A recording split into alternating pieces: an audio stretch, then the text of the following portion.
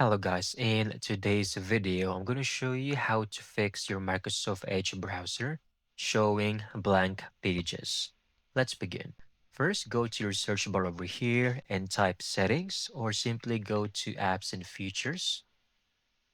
Then on the search bar, look for Microsoft Edge, left click on it, go to modify, and basically, you just need to click on repair and Microsoft Edge will re-download any missing files that's causing this issue.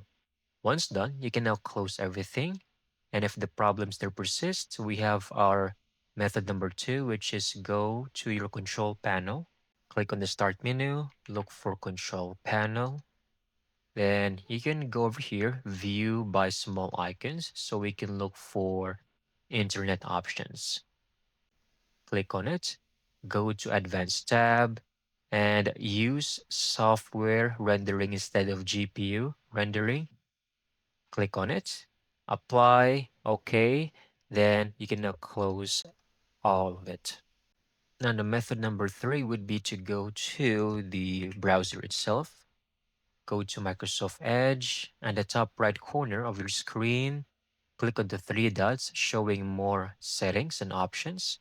Go to Settings, and over here, go to System and Performance, Graphics Acceleration, and this is very important.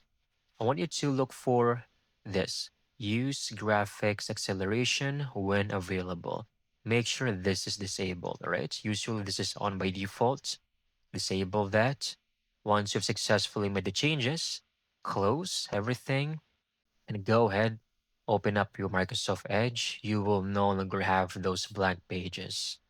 That's it. Thank you so much for watching. I hope you found this video very helpful.